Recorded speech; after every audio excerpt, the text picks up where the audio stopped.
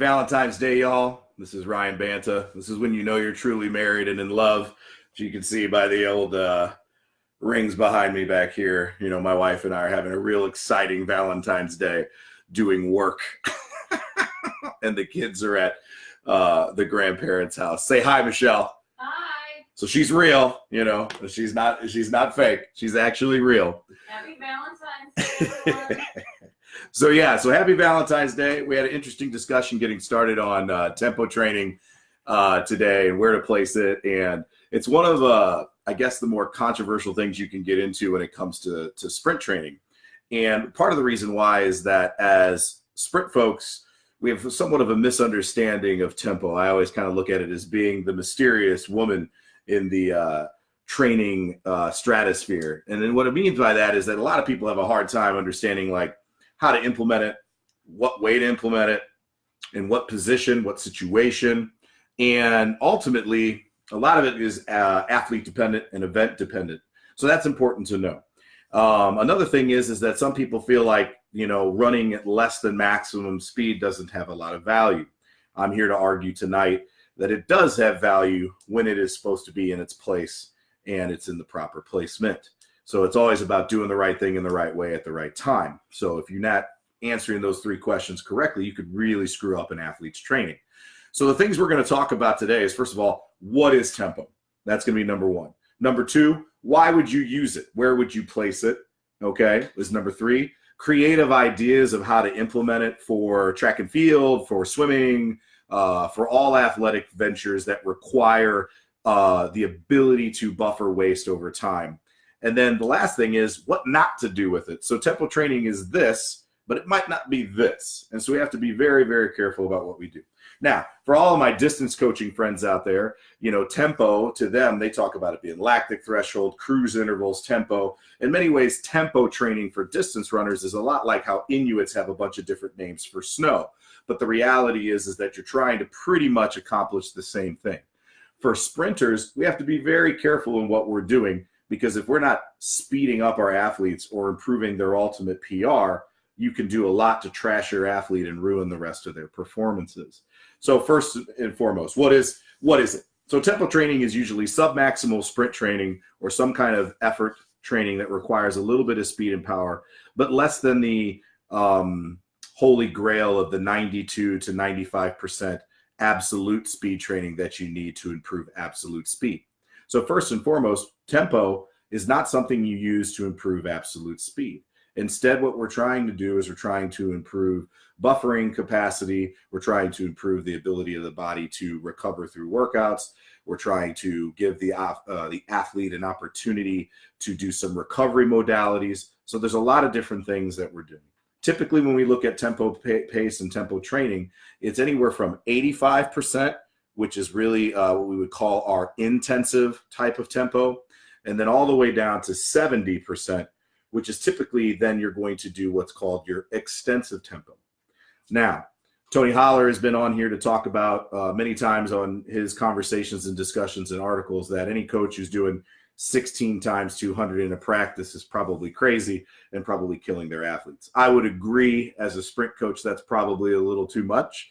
But there are some values to that depending on your event. If you're running the mile, if you're running the 2 mile, maybe if you're running the 800, you know, you're going to have to get quite a volume of work to continue to improve the enzyme buffering that you want to develop so that you can sustain efforts while under that hydrogen ion, lactic acid for the layman's kind of situation physically. Okay. So now why would you do 85%? Well, if you're a 400, 200, 800 runner, that 85% is critical because you're trying to stimulate the ability of the body to buffer that waste. And in addition to that, your recoveries have to be relatively short. So if you're running a 200 meter repeats, your recovery should be anywhere from 3 minutes all the way down to about 1.5 minutes. If you get below 1.5 minutes, the workouts become unmanageable. And the reason why is that if you think about it, most of your sprinters are going to be anywhere from 25 seconds to 30-ish seconds on repeat 200s in a practice. If you go below 1.5 minutes, it's hard to get multiple groups in over the course of that time. We're restarting and stopping watches to do that. When you're doing 70%, a lot of that is for more of a recovery modality than it is improving the body's ability to buffer waste. What we're trying to do is find something that an athlete can do while they can still maintain pretty decent running mechanics and clear out all the waste that they might have done the day before in a practice session. When we're doing those 70% efforts, you're going to be doing a much larger volume, but that doesn't mean that your intervals need to be larger. If your intervals get too much longer than 200 meters, you're going to run into a problem where the mechanics break down, and that is a detriment to sprinters. So you have to be really careful with that. So believe it or not, with my extensive tempo training, I typically, when I go 70%, I don't go 200. I actually go shorter. I usually do rounds of 100 on the turf. And if the weather's permitting, I do it barefoot. And we'll get into that more about particular ideas and things that you can do when we get beyond that. And where I use 70% effort is typically after a really, really intense day on practice with a short sprinter. So if you're using a high-low situation, so let's say Monday, you're doing 95% efforts or better with flying sprints, acceleration, speed, endurance workouts. Then the following day, if you have a short to long type sprinter or a high-low type sprinter, you would follow that up with extensive intervals at a 70% effort. But typically nothing more than 200 meters. And I would suggest at 70% to be able to keep their mechanics correct, that you go with only 100-meter or 100-yard reps that you can do on the turf back and forth, which allows you to get those really, really, really short recoveries and keep clicking them off back and forth. And that way the athletes are not too far away from you and you could communicate. Now, when we're talking about the 85% effort and you're building up that waist and you're building up that tolerance, what we're trying to do there is we're trying to get the body to be able to go beyond that 40 seconds where we start to see that overload of lactic acid or hydrogen ions, and you start to get what everybody calls having that monkey on your back, or the bear jumps off the corner in the 400, and you start to feel your legs disappear. What we're trying to do there is we're trying to extend that out farther and farther and farther, so that 40 seconds, not only are you getting faster in many other ways, there's other modalities that will get you faster through that 40 seconds, being able to cover more ground. But then once you get there, being able to tolerate, being able to psychologically manage it, deal with it. And Tony Holler calls it the lactate war zone, and I just, we talk about it being a buffering workout. The other thing that that type of workout at 85% with 200s and short recovery, when we're looking at being able to recover between events. In Missouri, if you run the 100-meter dash, which you probably, would maybe do a little bit of different training, but let's say you are an athlete that's the best athlete on the team, you run the 1, you run the 2, and you're on like the 4x2. Well, in Missouri, the 100 and the 100 hurdles are at the beginning, and they're immediately followed by the 4x2, like immediately. And so unless there's a planned break in there, you've got to have an athlete that can get rid of that waste a lot faster. So in order to simulate some of those things, you have to put them in those experiences as their biology and allow their biology to adaptate to that training so that they can tolerate those things when it shows up in competition, so that they don't get hurt. They know what that feels like.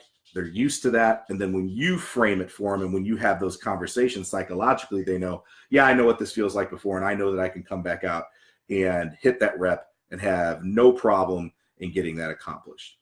So, in a track and field meet, you could have them be a jumper, a sprinter on the relays. Well, at the end of the day, if they're running prelims in the 1 and the 2, and they're running on 2 other events, that could end up being 6 races. Or if they're a jumper and they do the long and triple jump and run the 200 or run the 400, well, now you're talking about 6 jumps, prelims, finals, and then another 6 jumps, prelims, finals, warming up for both of those, warming up for the sprint race and a relay. Well, that's a lot of work. And so even though the lactic training, the tempo training doesn't help you be faster per se, it allows certain things to happen so that the athlete can take advantage of the other aspects of training that you do throughout the week. Additionally, what the tempo training allows you to do is it allows you to develop what I would call work capacity. So specific fitness for the event, so that when you're in practice, the recovery is better in practice. So each one of the reps that when you do some speed endurance and you build up lactate at the end of a 150 or a 250 or a 300, whatever you're doing special endurance wise, the athlete is able to clear that waste faster so that the remaining reps in the workout are of very high quality. And then what ends up happening is that your athlete can be more specifically faster to their event in the practice that you want them to be faster. And so the tempo training becomes supportive of the work you do in other practices. So that's what it is. And we've already kind of talked about number two, why you use it. All those reasons I just explained really place it in the hierarchy of what you need to be doing in training. It's something that I do at least once a week with my athletes.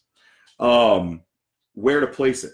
Okay. Well, first of all, we never make it the first workout. One of the things that I'm critical of Clyde Hart's training, and a lot of people have poo-pooed his training for a long time, is that he puts it on a Monday. Now, Mondays is probably not the best day to do that. I always want my athlete to be the most neurologically fresh for the most important workout of the week, which is always going to be our Monday workout. The reason why is that on Sunday, unless they're a college athlete and you're traveling back, Sunday is a complete day of rest. They don't have to get up as early. They get to sleep in. They might have some homework to do, but it's the lowest stress day physically and mentally. So that's going to give them the best opportunity to give us a huge bump on Monday for whatever workout we're going to do. But then because of Monday's workout being tough, and depending on what you want to do, if it's a short to long sprinter, you're going to be doing acceleration, max velocity. If it's a long sprinter, you're probably going to be doing some speed endurance or special endurance on a Monday. We follow it up with tempo training on Tuesday because they're not completely exhausted from Monday, but they're not going to be able to give you that maximum 95% effort, 100%, whatever. They're going to be physically incapable of doing that. And depending on the type of athlete they are, they could be trashed. So the best thing you need to figure out is what type of sprinter you have. And then on that Tuesday, you need to adopt either that 70% effort with the shorter intervals, with the shorter rest, or if they're a long sprinter that can tolerate some of that work, then you move up to the 200s with a little bit longer rest, but also a higher percentage of effort. Then on Wednesday, typically we have what's called our active recovery day. Now, some coaches, again, I keep referencing Tony. Tony will send his athletes home. In my culture, at my school, and with my program, we can't do that. So we do active recovery activities. We do hurdle mobility. We do standing targeting drills with the baton. So we do stick, take the baton and move it up, and we do some relay stuff. We'll do some visualization training. We do obviously our big extended long warm-ups and all that kind of stuff. Now, the other advantage of tempo training is if you had a really hard workout the day before, and if it's an extensive with a lower percentage of effort, you can clear out all that waste. And by flooding those legs and those muscles again with blood, you actually improve the recovery time coming back from that workout, so that when you have your active recovery day and then you follow it up with a speed power day on Thursday, they're going to have a much better day and the CNS system has not been exhausted and you can get a lot out of that Thursday practice. Now, so for Thursdays, what I typically do in my program is you have your tempo on Tuesday, Wednesday active recovery. Thursday is the day that I traditionally do my max and velocity sprinting and I do my acceleration training. I also probably would work in handoffs on Tuesday for the 4x1, on Thursday for the 4x1. On Tuesday, though, you could do handoffs for the 4x2 because they are going slower. The speed that they're coming in on an exchange is much, much slower. And so you could work that into a Tuesday practice if you wanted to work on something technical. But pretty much the only time you're going to work on something technical is when the CNS has had a chance to recover. So on Thursdays, we do our speed power days because we want to exhaust the CNS, or not exhaust it, but really work it so that it has 48 hours before a Saturday competition to recover. So you have your active recovery day, which they don't do a whole lot. So the most rested they're going to be in the middle of the week is going to be on Thursday. Thursday, we do max and velocity sprinting. We do acceleration. And then 48 hours later on Saturday's competition, that CNS has recovered, and now they can race and they can compete like crazy, which then brings up the next question. What do you do on Friday? Well, on Friday, you have to pick and choose your battles. They obviously have to do some pre-meet activities. They have to warm up. And what I always call Friday is Pavlov Day.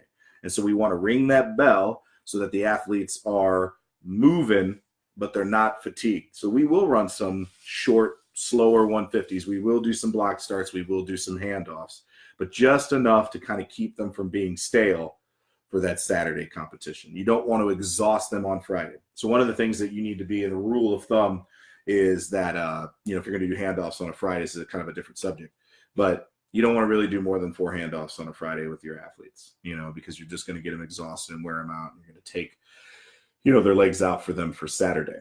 Okay. So we always usually do our tempo on on Tuesdays. Now, if you do not have a Saturday competition or you don't compete at all that week, then I might do a different type of tempo on Friday with shorter reps and probably maintain the recovery, because now they've generated a week of fatigue and things like that. You can do that on Friday. And then people usually ask me, well, then what are you going to do on a Saturday? Well, then that's the day we would do race modeling, speed endurance type training, things like that, because then you're still trying to simulate on Saturday a race day. So that's where we typically place it. Tuesday for sure, after a really hard day, depending on what type of athlete, 85% or 70%, it's either to build buffering or it's to improve restoration and recovery while still maintaining. Oh, and this is the other thing. Tempo training helps you maintain your body composition. So athletes that are sprinters can be a little bit bigger and they can gain a little bit of weight. And what this helps us do is this helps kind of maintain their body weight over time and build some of those things that help them lower their weight and get some of that body fat out of there and things like that, which really helps a short to long sprinter and somebody who's on a high-low system. All right, and then going from Tuesday, Wednesday active recovery, Thursday acceleration max velocity. If they're not competing on Saturday, Friday can be another tempo day with a twist, with something different. And then Saturday is a race modeling day or speed endurance. Okay, now creative ideas that you can use to do this type of training. You don't have to run on the track, number one. You can run on the turf. We've done things where we've set up cones on the infield because the percentage of effort is much lower, and we will run on the turf to save their legs so we don't blow up shins and ankles as we're trying to build up. Another thing we'll do is that if, let's say you have a midweek meet, so you race on Thursday and you don't have a meet on Friday or Saturday, then oftentimes what we'll do is following a midweek meet, we might do tempo. And what we do is we'll start off at that 70%, and then we move up 5% on each interval until we get up to 85% as the athletes shake the dust out of their legs to try to get that stiffness out. Anybody who's ever played American football understands what two-a-days feels like. And that second practice, you really got to slow cook the meat throughout the workout to get you loosened up and to get you be able to move and get those legs doing their thing, right? So we will follow up a midweek race day with a tempo day to get some work done to flush the system and to still be able to do something that's beneficial in some capacity to the adaptations that we want for building the complete sprinter on a Thursday. Another thing that we do, athletes and sprinters tend to load up one side of their body as they work their way around the track like this, and as they spin counterclockwise around the track, that left leg is constantly getting overloaded and put in a position where it's overloaded. Well, sure enough, most sprinters pull their hamstring on their left leg because that leg is in an awkward position and the muscles really aren't meant to function and sprint in that way on a curve. So what do? I put the runners in the middle of the track and we do what's called banana style 200s. We go counterclockwise around the track and then we come back and we sprint the other way back around the track. So what we're trying to do is limit that asymmetry as much as we can and start to build the body the other way. It's kind of like, some athletes will throw with both hands and bat from both sides and do things like that. As sprinters, we have the opportunity to do that too. And so by using the back and forth on that banana style, the other thing that's really good about that is now all you have to do is run straight across the field. So instead of running 120 yards in the other direction, now all I'm doing is running about 40 yards. Or I don't even have to run. You set up cones and you can holler out times as they run through the cone and click them off, and you don't have to move, and your manager can write those times down. It's not a problem. It's very easy to do. Another thing that we tend to do with tempo running, first of all, we never wear spikes when we do tempo, ever, because you want to save the shins and save the feet. But if we're on a turf or grass surface where there's no holes and there's no sharp objects or anything for your athlete to run on, we'll run barefoot. And we run barefoot as much as we can. Now, if you're going to do a really early season, if you're able to train your athletes in September and you want to create some variety, you want to create some general strength in the workout, one of the things we'll do is during the recoveries that are like 3 minutes long early on in the year, because the athletes aren't fit enough to hit those percentages and keep hitting the times, we'll build in push-ups, lunge walks, body weight squats, crab walks, and core training in between the recoveries between the 200s. So you're building overall general fitness that day. You don't have to go in the weight room, and you're getting it done in between these tempo 200s. Now that's tough. Okay, that's tough to do. But if you build to it early on in the year, you can build that in. And then as you move through, you're going to remove that, because at the end of the year, you want that component to be out of there, and you want the kids to hit the times, and the times are going to get naturally faster as they get into better shape. Okay, last thing, what not to do. What not to do is to start off with 24 200s and work your way down over the course of the season. That's a terrible idea. What not to do, don't ever put a tempo day before a quality day that you're expecting to get the most out of your workout or your training session. So as much as I love Clyde Hart, and I feel like he's a huge influence in my training, just like Dan Path and Charlie Francis and Tony and all these guys who were really, Vince Anderson and Gary Winkler, all these masters of track and field coaching. That's the one thing that I would say is a really, I can't support that aspect for that particular type of training. So don't ever put it on a Monday. Whatever your Monday is going to be is the specific thing that you're trying to do to make your athlete better, which should be running very fast or doing specific interval work for the distance that you are running. That's what Monday needs to be. So tempo training can never be on that day. Don't ever have the big volumes of tempo training. The other thing is, don't expect your athletes to be able to hit times that are their PRs. Don't base your training sessions, your 85% or your 70% efforts off of last year's PR. You have to test them at the beginning of the year. And what we do is we use a 30 standing and a 30 fly. We combine it together to get a 60-meter time. We round that time up. We add 0.24. That gives us a much better idea of their current potential as a track and field sprinter. And then we use that to gauge our times in our practice and our training sessions. Okay. The other thing is, these are not workouts you're to grind out. So one of the things I'll do early on, if I don't feel the athletes can pound out the repeats, boom, boom, boom, boom, boom over, is I'll really smash the rest. I'll crunch in the rest on, let's say, 3 reps of 200. And then I'll give them a huge rest in between. And then we'll come back and try to hit 3 more at that same pace. And as they get in better shape, then you can slide another interval in and another interval in and another interval in till you get to the complete workout, and you don't have to have that big recovery in between. That's another thing you can do. But if the athlete doesn't hit that realistic time that they should be hitting, and they can't hit it 3 times in a row, the workout needs to be cut. Because, they mess up once, okay, they mess up twice, maybe they're having an off day. But if they mess up and they can't hit that pace a 3rd time, you shut it down. Now, the opposite is true if they go too fast. A lot of times sprinters will go out and they'll run way too fast. They're trying to be Carl Lewis on the first rep, and then they just suck for the rest of the workout. Well, the whole point of the workout is not to run completely all out 95%. We do that on other days. And we certainly do that on other days when we're not fatigued and our CNS is not fatigued. That's not the purpose of this workout. The purpose of this workout is to work on other components that help you be a better sprinter on other days. Okay? You have to be clear about that. So if they go out and run too fast in the first 2 reps, you might have to shut them down. And then they don't get to go home. They have to sit there and watch everybody else run, and then maybe you're like, hey, in 2 days or 3 days, we're going to do this workout again, and you're going to have to hit the times right. And I know that would suck. It's like, well, I don't want to hurt them or blow them up for their weekend competition. I understand. So maybe you don't compete them. Maybe they only run one event. Maybe they only run a relay instead of running an individual event. That's up to you to decide how you want to handle that. But it's very, very important that the athlete doesn't blow up the workout by going too fast and then not able to complete the repetitions that their training age and their talent should allow them to finish. So those are things that you need to think about and be very careful about when you're putting in and implementing tempo training. Now, I go into this subject a lot on the Sprinter's Compendium.